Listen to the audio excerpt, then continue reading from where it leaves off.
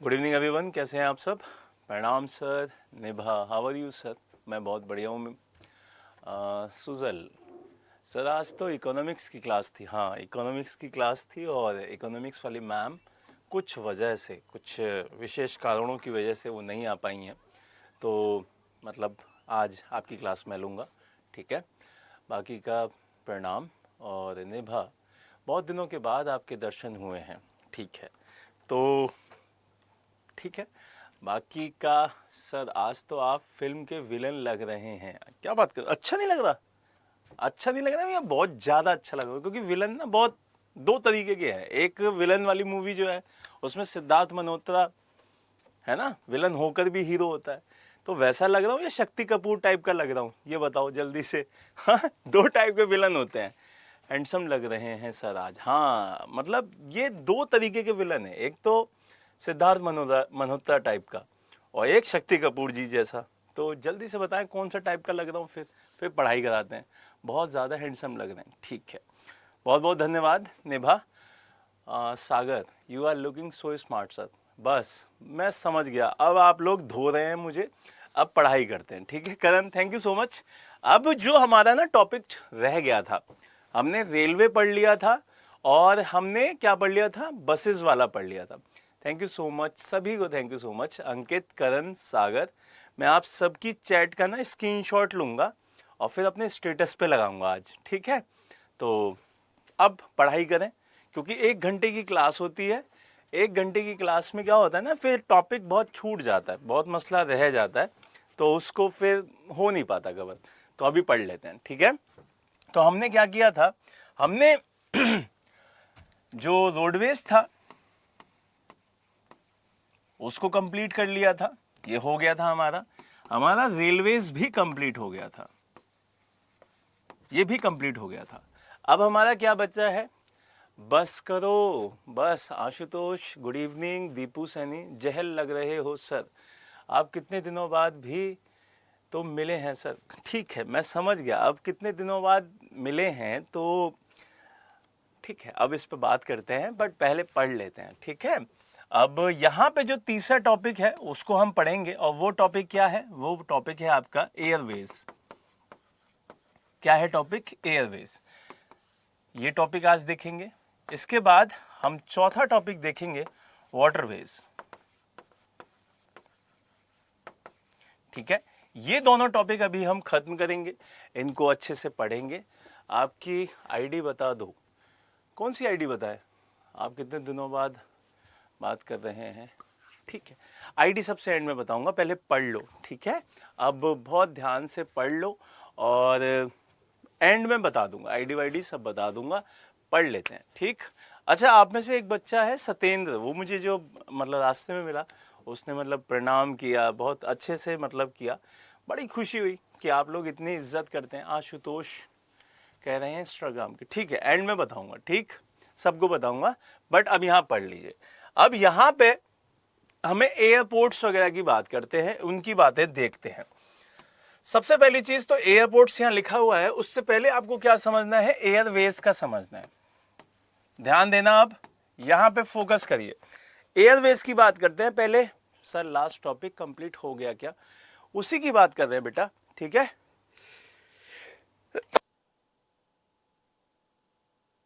चलो अब यहाँ पे फोकस करो, ठीक। एयरवेज क्या होते हैं, एयरवेज दो तरीके से डिफाइंड हो सकते हैं। कैसे कैसे, एक तो हमारा इंडिया के अंदर, जिसे हम डोमेस्टिक फ्लाइट्स बोलते हैं, क्या कहते हैं, डोमेस्टिक फ्लाइट्स। एक होता है इंडिया से इंटरनेशनल लेवल पर, ठीक है, कहां पे, इंटरनेशनल लेवल पे, जिसे हम फॉरेन फ्लाइट्स बोलते हैं या इंटरनेशनल फ्लाइट्स बोलते हैं। Got it. ये दो चीजें आपको ध्यान रखनी है, एक होती है डोमेस्टिक फ्लाइट और एक होती है इंटरनेशनल फ्लाइट। यहां से इन दोनों को, जैसे डोमेस्टिक फ्लाइट के लिए एयरपोर्ट अलग होता है, इंटरनेशनल फ्लाइट के लिए एयरपोर्ट अलग होता है। एयरपोर्ट मतलब उसका रनवे वगैरह पूरा अलग होता है। जैसे आप दिल्ली में कभी जाएंगे तो वहाँ टर्मिनल्स बने हुए हैं, टर्मिनल 1, टर्मिनल 2, टर्मिनल 3, तो उनका पूरा डिफाइंड होता है कि भाई यहाँ पे इंटरनेशनल फ्लाइट आएगी, यहाँ पे डोमेस्टिक फ्लाइट आएगी। ये बात क्लियर हुई। इससे जुड़ी हुई चीज़ें आपसे क्या पूछेगा कि भारत में कितने एयरपोर्ट अभी रनिंग में हैं, कौन सा मंत्रालय इसे संभालता है, ये सारी चीज़ें आपको ध्यान देनी है। सर रोड पर ये जो येलो कलर का सीधा लाइन क्यों होता है? अच्छा, येलो कलर की जो, जैसे आप अब समझ लो, बीच में आपने पूछा है, तो जैसे ये रोड है, ठीक है, और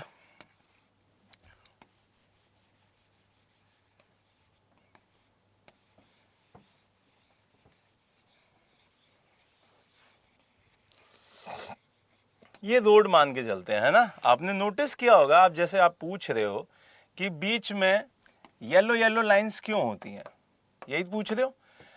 साइड में आपने देखा होगा यहाँ पे भी होती हैं, कई कई जगह यहाँ भी होती हैं।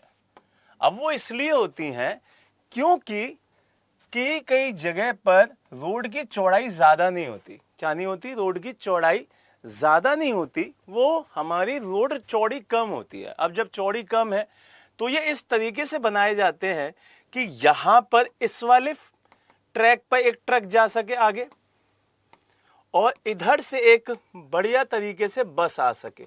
अब रात में ये जो येलो कलर है इस रोशनी से चमकता है, क्या करता है? चमकता है।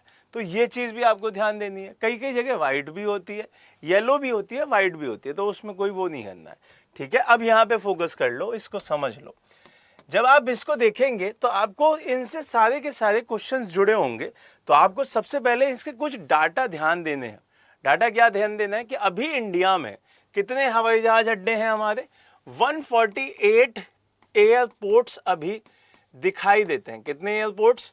148 एयरपोर्ट्स दिखाई देते हैं, जिसमें से 34 क्या हैं? इंटरनेशनल एयरपोर्ट्स हैं। कितने हैं? 34 इंटरनेशनल एयरपोर्ट्स हैं। ये डाटा है उड्डयन मंत्रालय का। कौन से मंत्रालय का? उड्डयन मंत्रालय, जिसको हम क्या कहते हैं?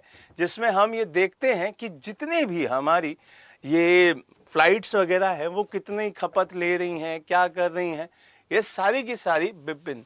बहुत बढ़िया बेटा, ये सारी की सारी चीज़ें वही बताता है। यहाँ से दूसरी चीज़ क्या बोल रहा है कि जितना भी इंडिया का अगर हम देखें डाटा, तो हमारा इंडिया 3rd नंबर पे आता है अपनी सर्विसेज देने के लिए। उसमें कैपेसिटी उसकी 3rd नंबर की है कि वो कितने लोगों को ट्रैवलिंग करवा पाता है। ये बात क्लियर हुई। तो ये डाटा भी आप ध्यान रखिएगा, और ये अभी ना अपडेट डाटा है, बाकी का इससे भी अगर अपडेट होता है तो मैं आपको वो अपडेट डाटा और दे दूंगा। क्लियर है ये बात? अब यहाँ से ये बातें आपके लिए ज़्यादा ज़रूरी नहीं है। इंडिगो या विस्टारा या एयर इंडिया, ये ज़्यादा इम्पोर्टेंट नहीं है, ठीक है। ये बहुत डेप्थ की हो जाती है। यहाँ से आगे बढ़ेंगे तो आपको ये बहुत इम्पोर्टेंट है। ये क्यों इम्पोर्टेंट है? इसमें क्या लिखा हुआ है? Under the national civil aviation policy 2016, हमारी 2016 की जो ये पॉलिसी बनाई गई थी, किसकी? राष्ट्रीय नागरिक उड्डयन मंत्रालय के तहत। ये हमें क्या करता है? ये पूरे रूल एंड रेगुलेशन बना के देता है। कौन? उड्डयन मंत्रालय, मतलब एविएशन डिपार्टमेंट या एविएशन मिनिस्ट्री। तो ये चीज़ आपको ध्यान रखनी है। अब आप इसके नोट्स वगैरह सब बाद में बना लेना पहले, लेकिन आज समझ लो, ठीक है, क्योंकि बहुत दिनों बाद क्लास हुई है, तो उसको समझ लीजिए। नोट्स वगैरह इसमें ये जो पीपीटी वगैरह है इससे देख के थोड़े बहुत बना लीजिएगा। बाकी ये टॉपिक इतना ज़्यादा डेप्थ में आपसे कभी नहीं पूछेगा, ठीक है। जो चीज़ें पूछी जाएंगी उसके नोट्स में बनवाऊंगा, खुद बनवाऊंगा। यहाँ से आगे बढ़ेंगे तो ये बहुत इंपॉर्टेंट है, बहुत ज़्यादा इंपॉर्टेंट है। इसके नोट्स बनाइएगा। क्या करना है आपको? लिखना है उड़ान स्कीम। क्या लिखना है? उड़ान स्कीम लिखना है। इसको समझ लो, क्या कहेगा ये? उड़ान स्कीम एक स्कीम थी जो कि हर एक एरिया को जोड़ने के लिए बनाई गई थी। अगर मैं आपको समझाऊं कि उड़ान के बारे में बताएं तो उड़ान क्या है? उड़ान योजना, ठीक है। अब उड़ान योजना का अगर आप फुल फॉर्म देखेंगे तो ये नाम फुल फॉर्म अपनी रखता है। उड़े देश का आम नागरिक। उड़े देश का आम नागरिक, ये क्या है, ये इसकी फुल फॉर्म है। और ये चीज आपको ध्यान रखनी है कि उड़ान योजना आपकी उड़े देश का आम नागरिक, ये इसकी फुल फॉर्म दिखाई देती है। ठीक है,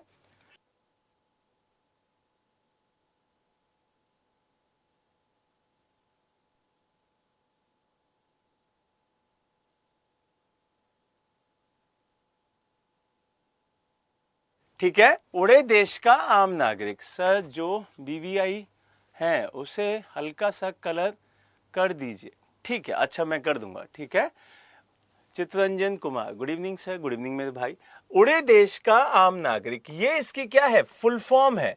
इसी से क्या बनी थी हमारी, इसी से हमारी स्कीम बनी थी और उसका नाम क्या था, उसका नाम था उड़ान योजना। अब उड़ान योजना का टारगेट क्या था, पहला तो पॉइंट समझ में आ गया। दूसरा पॉइंट क्या होगा, पहला पॉइंट ये है, पॉइंट फर्स्ट, इसकी फुल फॉर्म, गॉट इट, इसकी फुल फॉर्म। दूसरा इसका पॉइंट क्या रहेगा, इसका पॉइंट नंबर सेकंड रहेगा कि इसका काम क्या है। इसका काम है कि अगर कोई ए शहर है, मान के चलिए ए शहर का नाम दिल्ली है, इसे बी शहर के साथ कनेक्ट करना, और बी शहर का नाम मुंबई है। अब आप कहेंगे कि सर ये तो पहले भी कनेक्ट थे, बिल्कुल कनेक्ट थे, लेकिन इस योजना के बाद क्या किया गया कि ए शहर को सी शहर के साथ भी जोड़ा गया, और सी शहर का नाम क्या था, इसका नाम मान के चलिए बनारस था। बनारस की जगह और छोटा शहर ले लेते हैं, पीलीभीत ले लेते हैं। क्या ले लेते हैं, पीलीभीत ले लेते हैं। ठीक है, बरेली के पास ले लेते हैं सॉरी। फिर मुंबई को भी क्या करना है, डी के साथ जोड़ दिया। अब डी का नाम मान लेते हैं कि बहुत छोटा किसी और, अलीगढ़, बहुत बढ़िया। अब ये अलीगढ़ क्यों बोला भाई आपने, दीपू आप अलीगढ़ से हैं, दीपू सैनी आप अलीगढ़ से हो बेटा, जल्दी से बताओ। अब बीच में इसने अलीगढ़ बोला है, तो अब मुझे जल्दी से बताओ, दीपू आप अलीगढ़ से हो, दीपू बुलंदशहर, हाँ। तो अब ये बुलंदशहर वाला जैसा बच्चा है, क्योंकि अलीगढ़ क्या है ना, मेरा जन्मभूमि है, तो वहाँ से अब आपने जैसे ही नाम लिया तो मैं फिर कनेक्ट कर लिया। तो अब यहाँ से अलीगढ़ से क्या किया, पीलीभीत जोड़ दिया।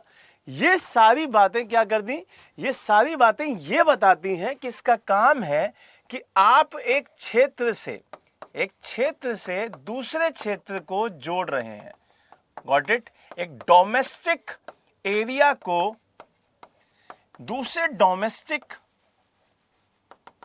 एरिया से जोड़ दिया, गॉट इट।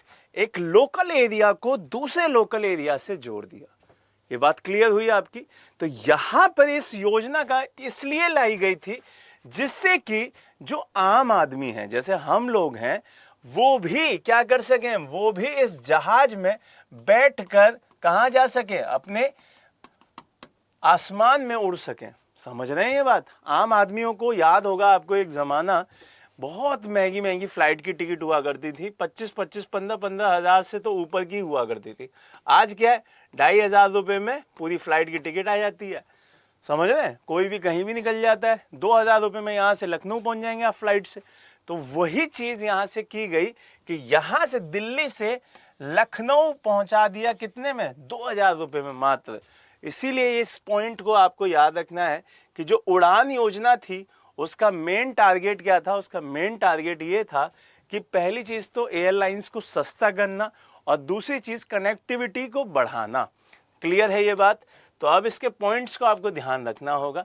पहली चीज़ ये कि आपका जितना भी ये पॉइंट था वो विकसित करना था उस पूरे के पूरे एरिया को। सर ये योजना कब चालू हुई थी, हाँ उसी पे आ रहे, ठीक है। 2016 में केंद्रीय नगरीय जो मंत्रालय है उसने इसको जारी किया था, और इसका मेन उद्देश्य मैंने अभी बताया कि रीजनल एयर कनेक्टिविटी इसको बहुत इंपॉर्टेंट रखी गई थी। क्लियर। तो 2016 में इसको स्टार्ट किया गया था। ये सारी की सारी बातें आपके लिए इंपॉर्टेंट है। यहां से आगे बढ़े, और इसका मेन मोटिव मैंने अभी बताया कि सस्ती फ्लाइट्स, समझ रहे हैं, बहुत कम दामों में सभी आम आदमियों को जो एरोप्लेन्स में बैठाने का सपना रखते हैं, बैठने का सपना रखते हैं, उस सपने को पूरा करना। क्लियर है ये बात? आगे बढ़ें। और अगला है कि इसमें अच्छा ये छोड़ दो, ये तो अब हो गया, 2500 मैंने बात बोली दी, ये सारी हो गई बात। अब ये दूसरी योजना, इसके बारे में बात करते हैं। ठीक है, अब ये योजना तो नहीं है, हमारी वो संस्था है जिससे ये पूरा का पूरा डिपार्टमेंट रेगुलेट होता है, कंट्रोल होता है। अब क्या है इस संस्था का नाम? इसका नाम है एयरपोर्ट अथॉरिटी ऑफ इंडिया। क्या नाम है भाई? एयरपोर्ट अथॉरिटी ऑफ इंडिया, मतलब भारतीय विमानपत्तन प्राधिकरण। तो ये चीज आपको ध्यान रखनी है। सर क्लास कब स्टार्ट हुई है? 6 बजे। ठीक है, अब क्या करना है, इसकी कब स्थापना हुई? तो ये हुई थी 1955 में। कब हुई थी भाई? 1955 में। इसका हेड ऑफिस आपको कहां दिखेगा? इसका हेड ऑफिस दिखेगा नई दिल्ली में। कहां पे दिखेगा भाई? नई दिल्ली में। इसका कौन सा मंत्रालय है ये भी पूछा जाता है, जो कि मैं स्टार्टिंग में चिल्ला चिल्ला के बता रहा था, union ministry of civil aviation. ये इसका क्या है? मंत्रालय है। फिर इसका पर्पस क्या है? इसका पर्पस है मैनेजमेंट देखना, किसका? फ्लाइट्स वगैरह का। ठीक है, ऐसा नहीं हो कि पता चला हवाई जहाज एक यहां खड़ा है, एक यहां खड़ा है, एक यहां खड़ा है, एक ही रनवे है और ये तीनों कह रहे हैं कि हम ही दौड़ेंगे, हम ही दौड़ेंगे। तो इन सब को एक साथ दौड़ने से बचाने के लिए या उनकी टाइमिंग फिक्स करने के लिए ये जो ऑफिस है यही काम करता है। ठीक है, तो इसका मैनेजमेंट पूरा यही देखता है। यहां से पूरा का पूरा आपको ये समझ में आ गया होगा कि ये जो मंत्रालय है सिविल एविएशन, वो इस पूरे के पूरे डिपार्टमेंट को देखता है। क्लियर? तो चलिए आगे बढ़ते हैं, जल्दी से लिख लीजिए फिर आगे बढ़ेंगे।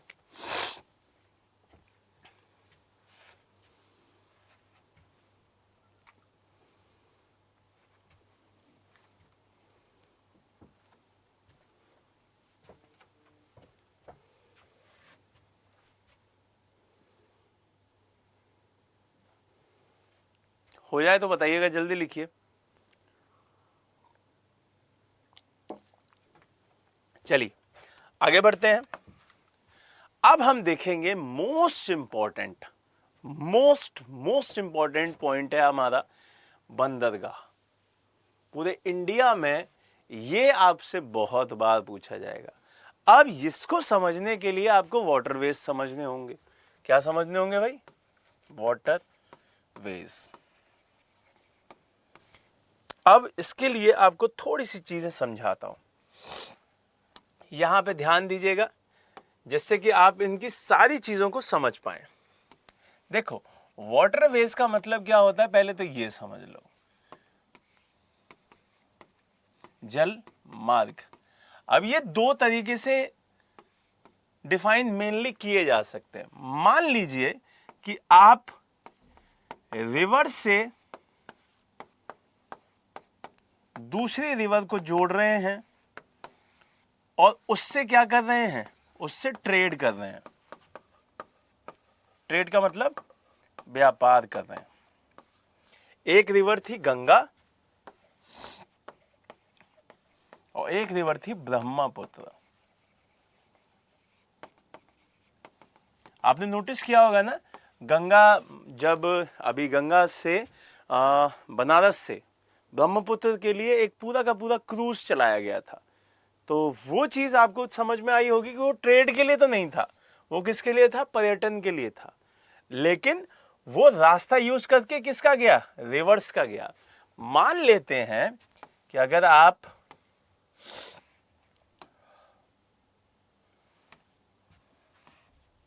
मान के चलिएगा और समझने की कोशिश कीजिएगा।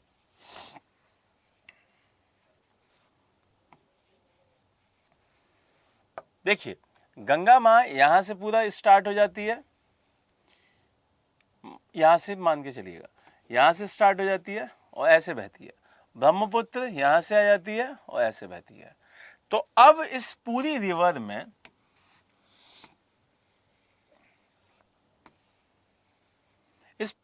में आपको एक चीज समझ में आई होगी कि यहां से, इस रिवर से यहां होते हुए गिरने की बजाय यहाँ से टर्न करके हम असम भी जा सकते हैं, बनारस से असम जा सकते हैं। इसका मतलब इसमें पूरा जमीन का रास्ता तो नहीं तय किया गया, पानी का ही रास्ता तय किया गया, तो वो यहाँ पे आता है। क्लियर है ये बात? तो ये चीज आपको ध्यान रखनी है। दूसरी बात क्या रखी जाएगी इसमें कि आपको रिवर की जगह क्या करना है, रिवर की जगह एक ओशन से, कहां से, एक ओशन से दूसरे ओशन को जोड़ देना है। समझ रहे? अब वो क्या है, ये क्या है, ये अरेबियन सी है। ये क्या है भाई, अरेबियन सी है।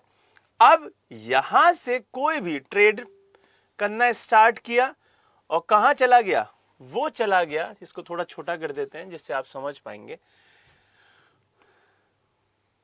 ये अफ्रीका है और ये इंडिया है। यहां पर आपका क्या है, अरेबियन सी है। यहां से इसने स्टार्ट किया और यहां तक, यहां पे मोरक्को जाके उसने क्या किया, अपना ट्रेड किया। तो ये पूरा रास्ता हिंद महासागर होते हुए, अटलांटिक होते हुए पूरा ऊपर गया। तो इसका मतलब एक ओशन से इसने सेकंड ओशन को जोड़ दिया। और ये किसके लिए यूज हुआ, ये प्रॉपर ट्रेड के लिए यूज हुआ। तो बहुत ज्यादा आप नोटिस कर चुके होंगे इस पूरी लाइफ में, क्योंकि आप सभी लोग तैयारी के फेज में हैं, तो आपने ये नोटिस किया होगा कि हमारे वर्ल्ड में सबसे ज्यादा जो ट्रेड होता है वो किससे होता है, वर्ल्ड में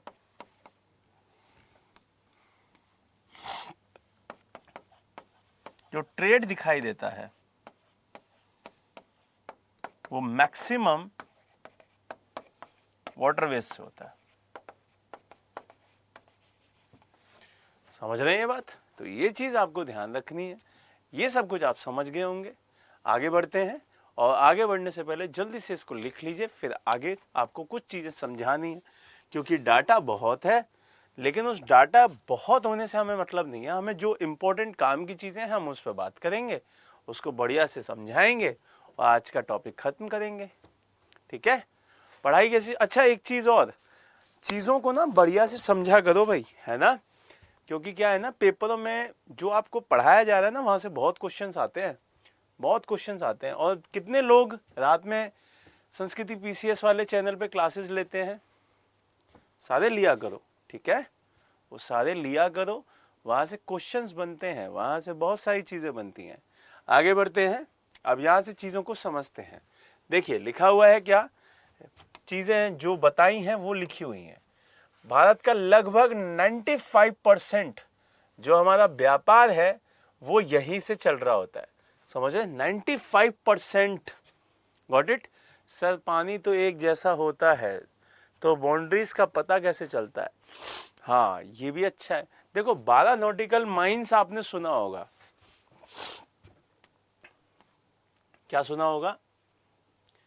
जैसे भारत है सॉरी, जैसे भारत है, अब भारत के ये एरिया को 12 नॉटिकल माइल्स कह सकते हैं। ठीक है? इधर भी कह सकते हैं, इधर भी कह सकते हैं, इधर सब पानी पानी वाला जो एरिया है 12 नॉटिकल माइल्स। यहां तक इंडिया की बाउंड्री मानी जाएगी। क्या मानी जाएगी भाई? पानी के साथ यहां तक भारत की बाउंड्री मानी जाएगी। इससे आगे किसी की बाउंड्री नहीं है। हो सकता है यहाँ पे अफ्रीका हो, तो अफ्रीका के 12 नॉटिकल माइल्स तक अफ्रीका की बाउंड्री मानी जाएगी। उसमें आने से पहले आपको अफ्रीकन गवर्नमेंट से, जितने भी अफ्रीका के देश हैं, उन देशों की गवर्नमेंट से आपको परमिशन लेनी पड़ेगी। जैसे यहाँ पे आए तो यहाँ मेडागास्कर है, मेडागास्कर के 12 नॉटिकल माइल्स में घुसने से पहले आपको मेडागास्कर से परमिशन लेनी पड़ेगी, तब आपको वहाँ पे अपना जहाज एंट्री करवाना होगा। ये चीज़ समझ में आ रही है? तो ये चीज़ आपको ध्यान रखनी है। अब इंडिया और जो श्रीलंका है, उन दोनों का तो एरिया ही बहुत कम है, 36 किलोमीटर के आसपास चलता है ना? तो वो चीज़ ध्यान रखनी है। मैं आता सर, पर मुझसे कुछ फैक्ट वाले क्वेश्चन छोड़कर। हाँ चलो, अब यहाँ पे ध्यान दो, अगला पॉइंट क्या कह रहा है? हमारे इंडिया में 13 मेजर पोर्ट्स हैं। कितने हैं भाई? 13 मेजर पोर्ट्स हैं जो कि आपको बहुत अच्छे से ध्यान रखने हैं। अब वो 6 आपके वेस्टर्न कोस्ट पे हैं और 6 ही आपके ईस्टर्न कोस्ट पे हैं।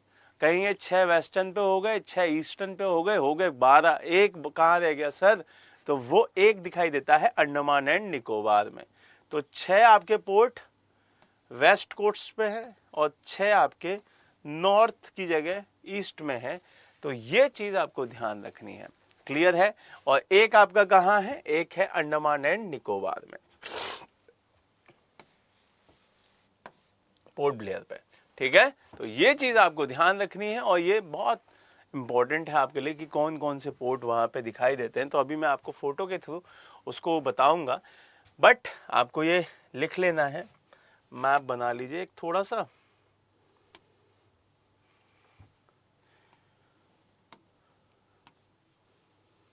आपको क्या करना है, यहां से लेके यहां तक और दूसरे रंग से यहां से लेके यहां तक, इधर भी 6 पोर्ट हैं, इधर भी 6 पोर्ट है।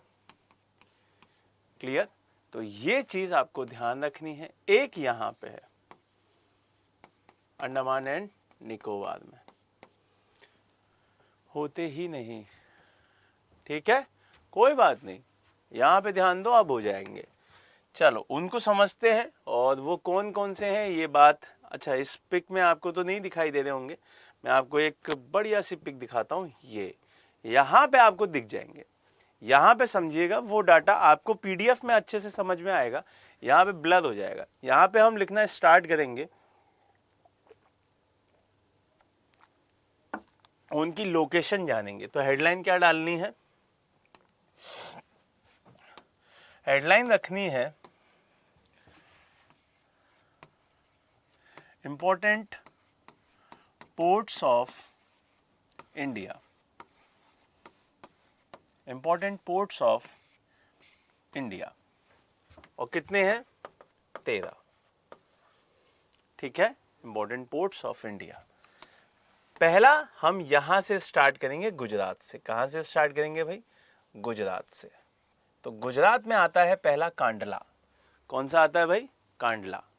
तो अब मैं बताता चल रहा हूं, आप लिखते चलेंगे। और इसी तरीके से मैप के थ्रू मैप बनाइएगा, आपको मैं स्ट्रेट बताऊंगा। ये बहुत इंपॉर्टेंट है, पहले ही बता रहा हूं, इंपॉर्टेंट है ये। अगर मैं बोल रहा हूं इस चीज का, इसका मतलब इंपॉर्टेंट है। निभा सर आपका हेल्थ खराब हो गया है। हाँ, तबीयत थोड़ी सी खराब है। ठीक है, चलो पहला गुजरात, और गुजरात में लिखिएगा कांडला। मैं यहां लिख भी देता हूं गुजरात, हिंदी में लिख देता हूं गुजरात, इंग्लिश में ही लिख देता हूं।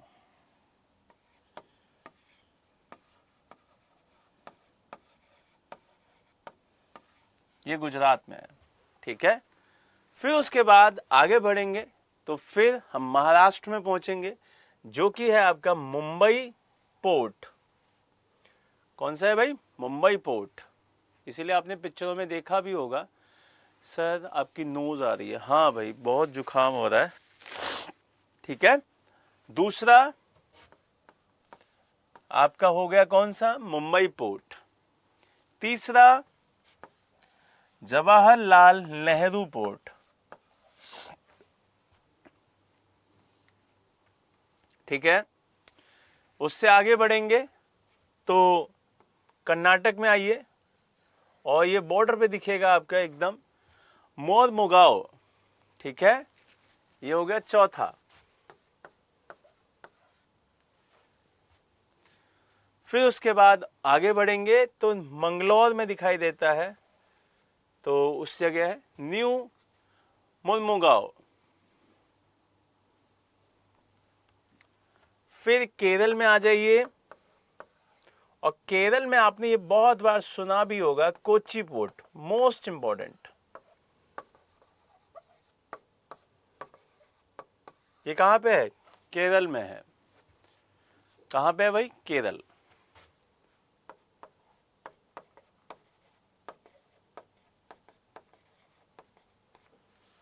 ठीक है, केरल में है ये।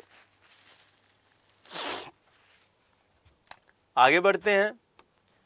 अब दूसरी साइड में दूसरे कलर से लिख देते हैं।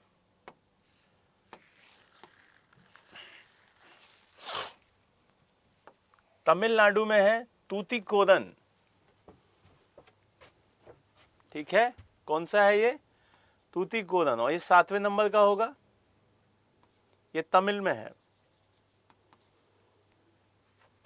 ठीक, फिर उसके बाद ये भी तमिलनाडु के एकदम एंड पे आता है, इसका नाम है चेन्नई पोर्ट। ये भी कहां पे है? तमिल में है, चेन्नई पोर्ट।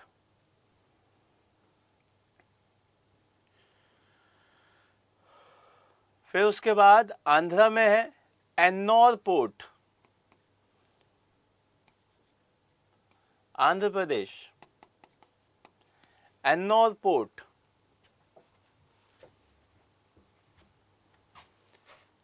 एन्नोर के बाद फिर और आगे बढ़ेंगे तो एक बहुत इंपॉर्टेंट पोर्ट जो कि आपका आंध्रा में दिखाई देता है, विशाखापट्टनम। और इसका नंबर कौन सा हो जाएगा? 10वां। ये भी कहाँ पे होगा? ये भी आपका आंध्र प्रदेश में दिखाई देता है। यहां से आगे बढ़ेंगे तो फिर उड़ीसा पहुंचेंगे, और उड़ीसा में ये बहुत फेमस पोर्ट दिखाई देगा, पाराद्वीप। ये कहाँ पे है? उड़ीसा में है। ओडिशा भी नाम है इसका, उड़ीसा भी नाम है, तो कुछ भी लिख दीजिएगा, उड़ीसा, उड़ीसा, जो आपका मन करे। फिर से आगे बढ़ेंगे तो इतिहासों में गवाही देने वाला वो राज्य जिसका नाम है वेस्ट बंगाल, और वहां का एक पोर्ट जिसका नाम क्या है? कलकत्ता। तो वो ही दिखाई देगा आपको, कलकत्ता पोर्ट। और ये कौन से नंबर का हो जाएगा? 12वें नंबर का। ये वेस्ट बंगाल में है। क्लियर हुआ ये बात? तो आपको सबसे पहले इन 12 की लोकेशन समझ में आई, और ये 13वां दिखाई दे रहा है पोर्ट ब्लेयर, ये अंडमान एंड निकोबार में। तो ये तो कैपिटल भी है इनकी, ये चीज आपको याद रखनी है।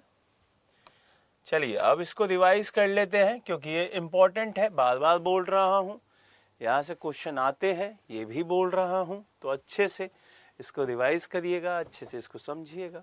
क्वेश्चन क्या कह रहा था कि इम्पोर्टेंट पोर्ट्स कितने हैं, तो आपको पता चल गया कि हमारे पास इम्पोर्टेंट पोर्ट्स 13 हैं, और बढ़िया से इसको समझा हमने। पहला हमारे पास कांडला है, दूसरा मुंबई है, तीसरा जवाहर है, चौथा मुरमुगांव है, पांचवा न्यू मुरमुगांव है, छठा कोची है, सातवां कोचीन है, वो तूतीकोरन है, फिर चेन्नई है, फिर एन्नोर है, फिर विशाखापट्टनम है, फिर पाराद्वीप है, और फिर कोलकाता है, और सबसे लास्ट में हमारा पोर्ट ब्लेयर दिखाई देता है। तो ये सारे के सारे आपके कंप्लीट हुए। जल्दी से इनको लिख लीजिए, फिर आगे बढ़ते हैं।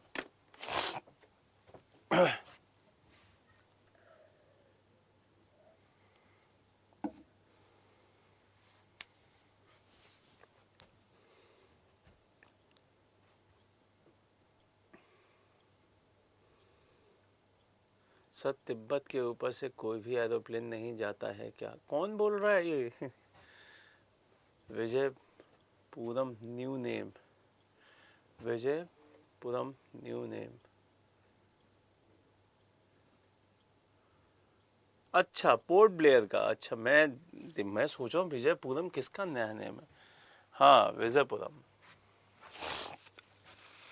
लेकिन उस राजधानी का नाम है ना, राजधानी का नाम है, पोर्ट का नाम वही है, पोर्ट ब्लेयर। चलो, हो गया सबका?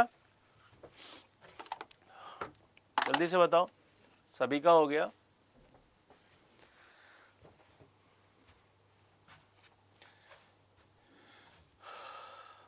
जल्दी से बताएं। उसको ना हल्का सा गर्म पानी के लिए बोल देना। चलो आगे बढ़ते हैं, और अब आपको ये पूरा का पूरा डाटा लिखा हुआ है। यहाँ से अब मुझे शायद बताना नहीं है, इसको आप एक बार देख लीजिएगा कि जो कोलकाता वाला है उसका कौन सा क्या खासियत है उसकी। जैसे कि उसमें लिखा हुआ है कोलकाता वाले का ही नाम क्या है सर? टेक्निकल टीम से बोलना कि बायो और इकोनॉमिक्स की क्लास नहीं चल रही है, ठीक है। रिकॉर्डेड 2 बार कंप्लेन भी की है। अच्छा ठीक है, मैं बोल दूंगा। बाकी सारी चल रही है ना क्लासेस,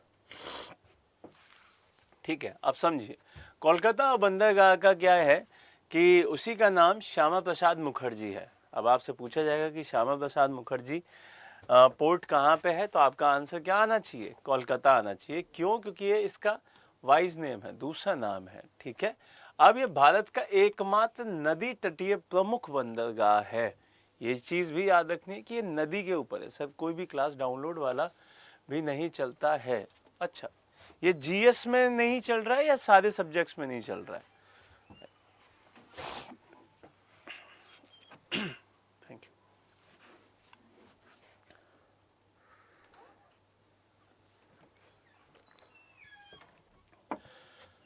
चलो अब यहाँ पे ध्यान दो। यहाँ पे हल्दिया बंदरगाह जो कि आपका कोलकाता में है, और ये हुगली नदी के मुहाने पे आता है। तीसरा पाराद्वीप जो बता चुका हूँ। फिर अच्छा एक चीज और ध्यान रखिएगा, ये भारत के पूर्वी तट पे पहला प्रमुख बंदरगाह था, ठीक है।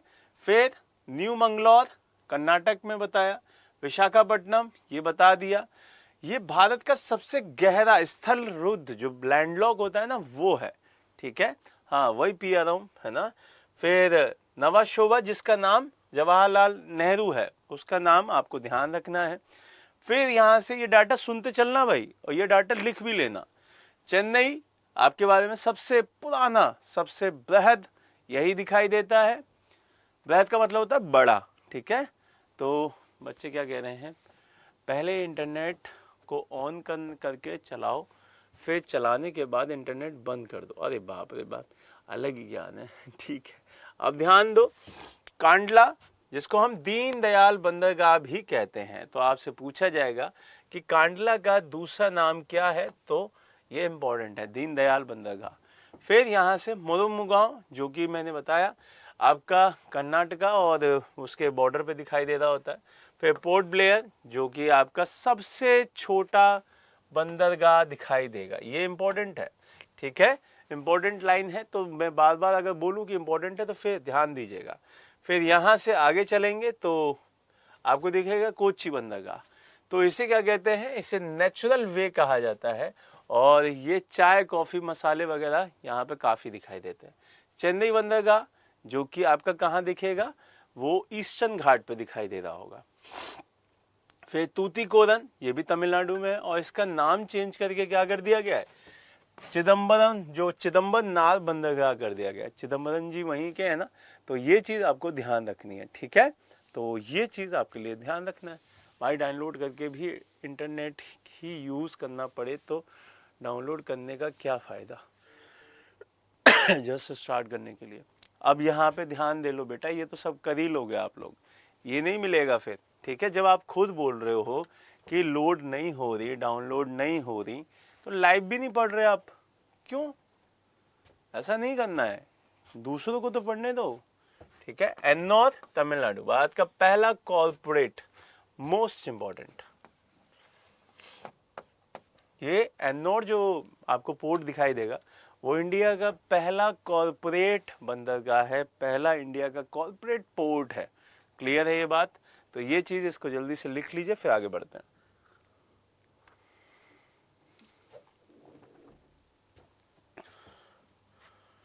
सही, ये तो हिंदी में लिखा है। अच्छा मैं बोल देता हूं, इंग्लिश में बोलूं। Ennore port is a first corporate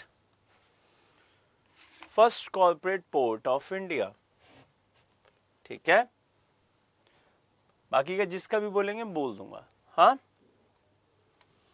चलिए आगे चलते हैं। अब यहां से भी कुछ आपको योजनाएं देखनी होंगी, यहां से भी आपको क्या करना होगा, यहां से भी आपको कुछ डाटा देखना होगा। तो यहाँ पे पहली जो योजना आपको दिखाई देगी वो क्या है, सागर माला प्रोग्राम।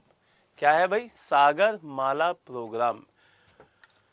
पहले पॉइंट से लिखवाइए।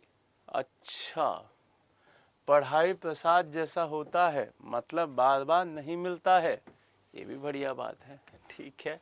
तो जब भी मिले तो ग्रहण कर लो, ये भी ठीक है। अब यहाँ पे पहले लिख लो सागरमाला प्रोजेक्ट, ठीक है। तो उसे पहले देख लेना, उसकी पीडीएफ तो मिल ही रही होगी ना, ये पढ़ लो, इसको समझ लो, ठीक है। सागरमाला क्या है, आपको ये समझना है कि ये स्टार्ट कब की जा रही है, 2015 में। और किसने की थी स्टार्ट, ये आपके स्टार्ट की थी union ministry of new and renewable energy ने।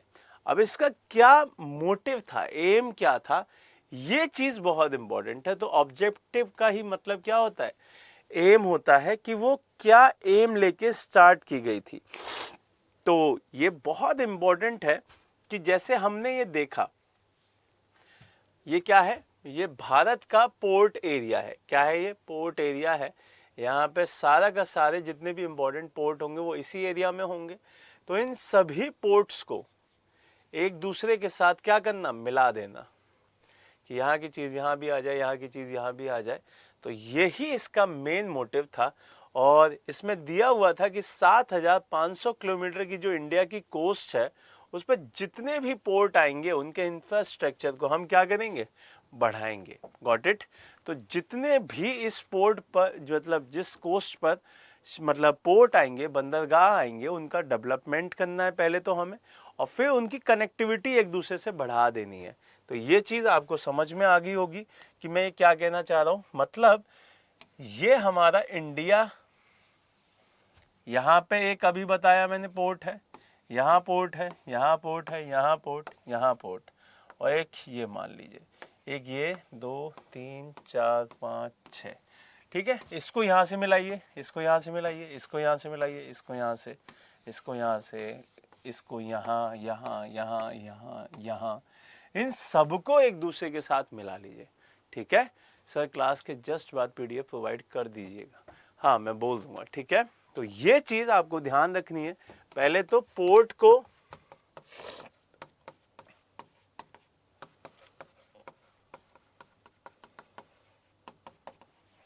पोर्ट टू पोर्ट कनेक्टिविटी, दूसरी क्या बात बोल रहा है, पोर्ट डेवलपमेंट, ठीक है। और तीसरी बात क्या बोल रहा है कि जितना भी इंफ्रास्ट्रक्चर है उसको भी बढ़ाना है। क्या बढ़ाना है, इंफ्रास्ट्रक्चर को भी बढ़ाना है। ये चीज़ यहाँ पे बताई गई है।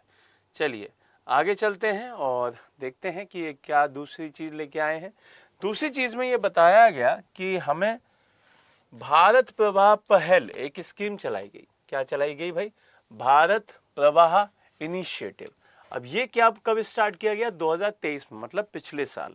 और ये किस मंत्रालय ने स्टार्ट किया, ministry of port, shipping and water veg.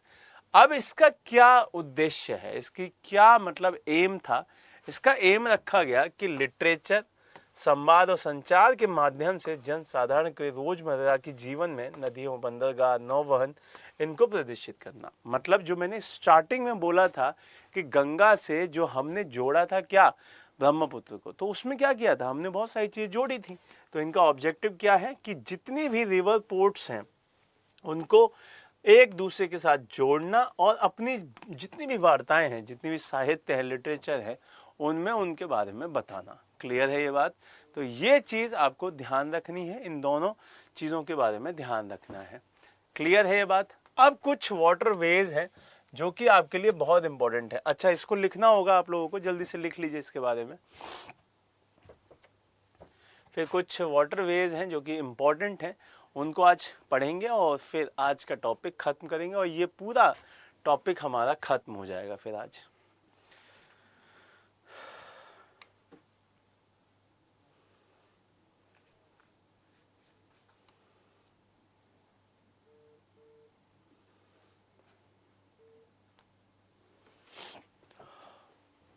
हो गया।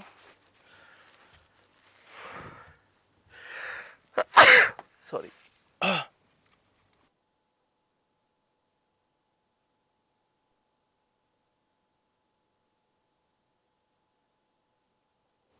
चलिए अब वाटरवेज की बात करते हैं। वाटरवेज मैं आपको पहले ही बता चुका हूं कि नदियों को, किसको, रिवर को दूसरी रिवर से जोड़ना है यहाँ पे,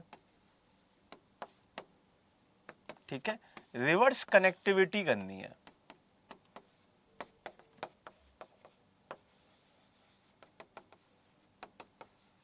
क्या करनी है? रिवर्स कनेक्टिविटी करनी है, एक दूसरे के साथ जोड़ना है। तो अब यहाँ पे कुछ चीजें आपको ध्यान से देखनी है।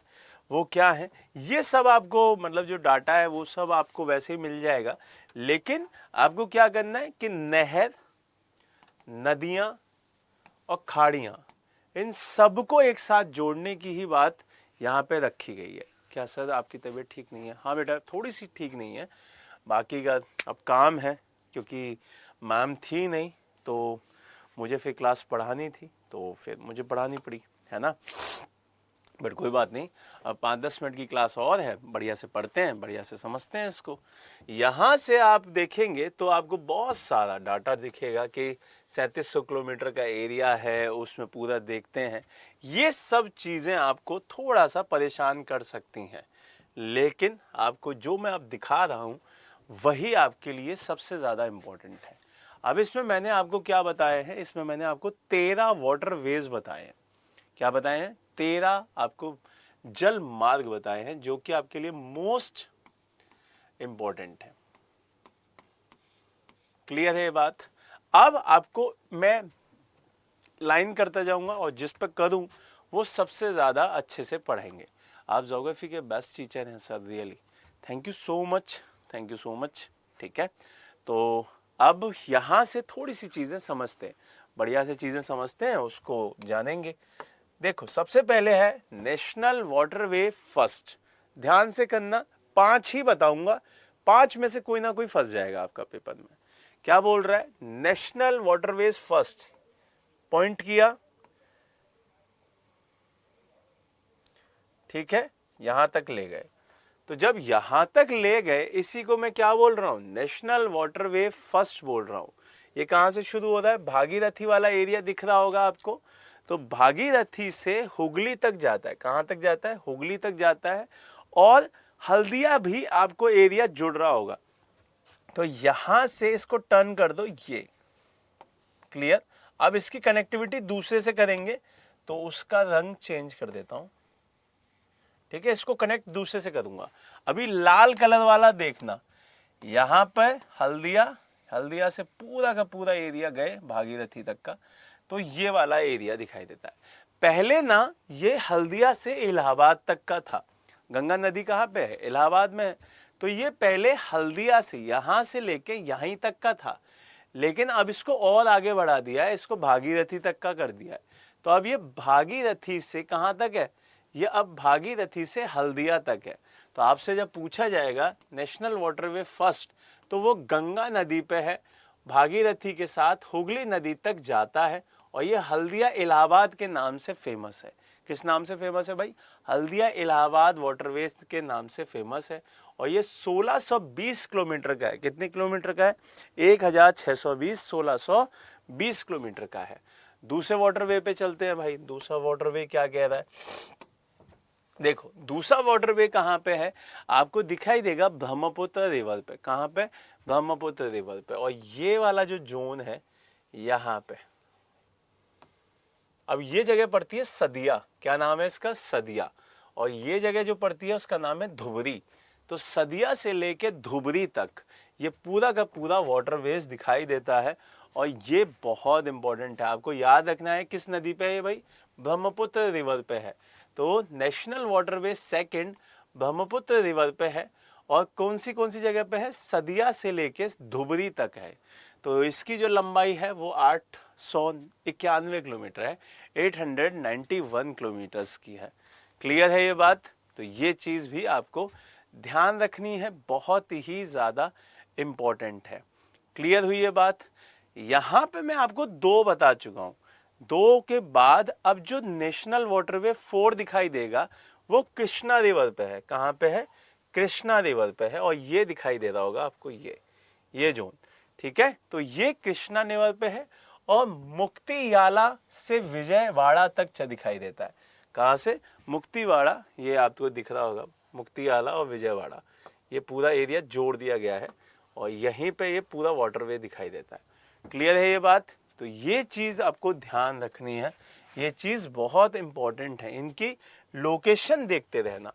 अब नेशनल वाटरवे थर्ड की भी बात कर लेते हैं, जो कि आपको केरल में दिख रहा होता है, वेस्ट कोस्ट पे दिख रहा होगा, और ये पूरा का पूरा एरिया यहाँ पे दिखाई देता है, वेस्ट कोस्ट पे दिखता है, और चंपकुला कैनाल से जोड़ रहे होते हैं, इसमें कैनालें जोड़ी हुई हैं।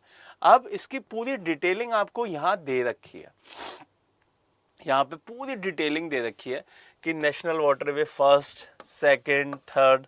यहाँ पे मैंने आपको सारी जितनी भी हैं, अभी रनिंग में है, काम जिन पे चल रहा है, वो सारी मैंने आपको दी हैं, और मतलब उम्मीद है कि उसमें से कुछ ना कुछ आ जाए, तो मैं कुछ टिक कर दे रहा हूँ जो कि आपके लिए इम्पोर्टेंट है, ठीक है।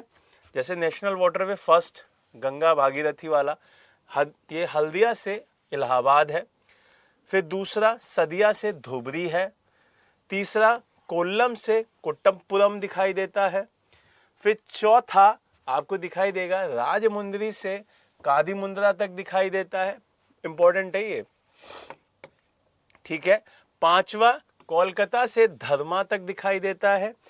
फिर उसके बाद इसको छोड़ दीजिए और इसको भी, हाँ, नेशनल वाटरवे 12, ये क्योंकि यूपी में है तो यूपी के बच्चों के लिए बहुत इंपॉर्टेंट पेपर में आता है। जौनपुर से बनारस है, ये इंपॉर्टेंट है, यूपी वालों के लिए इंपॉर्टेंट है।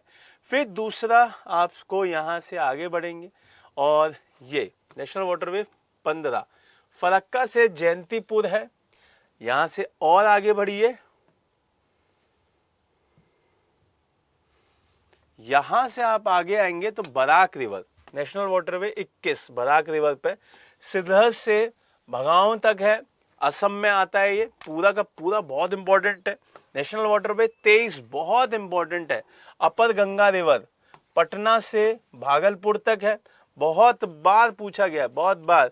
24 अपर गंगा, ये प्रयागराज से कानपुर है, बहुत बार पूछा गया है। फिर उसके बाद आगे बढ़ेंगे 25 अपर गंगा कानपुर से गाजीपुर तक है, ये पूरा पूछा गया है। यहां से आगे बढ़िए तो ये नहीं पूछेंगे।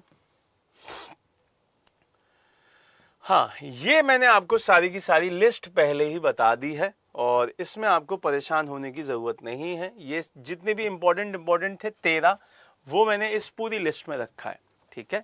तो आज हम यहाँ पे अपने टॉपिक को ख़त्म करेंगे, और उम्मीद है कि इस पूरी लिस्ट को जब आप देखेंगे तो जो जो मैंने टिक किया है, जैसे 13 नेशनल वाटरवेज तो जो आप बताए हैं उसको देखिएगा ही, उनमें से टॉप जो 5 पहले के हैं उनको ज़रूर देखिएगा, बाकी के जो मैंने ब्लू से टिक किया है उसको अच्छे से देख लीजिएगा। अगले टॉपिक को मिनरल्स और नेशनल पार्क और रह गया इंडियन ज्योग्राफी में, वहाँ पढ़ेंगे, उसको समझेंगे और अच्छे से मतलब चीज़ें सीखेंगे। तो मस्त पढ़ाई कीजिए। जय हिंद, जय भारत। और हमारा एक नया यूट्यूब का चैनल भी आ गया है, तो उसको भी मतलब आप सब्सक्राइब कीजिए, ठीक है। तो बाय बाय, टेक केयर और गुड नाइट, ठीक है। अच्छा आईडी अच्छा लिख लो, चलो भाई लिख लो। वैसे आईडी की ज़रूरत है नहीं, इट्स कौशिक वैभव, इट्स कौशिक वैभव, ठीक है। तो ये आईडी है और मस्त पढ़िए। और संस्कृति एसएससी के नाम से आ गया है, उसको भी क्लास के लिए रखिएगा, ठीक। तो चलो आज के लिए इतना ही, bye bye, take care, God bless, जय हिंद, जय भारत।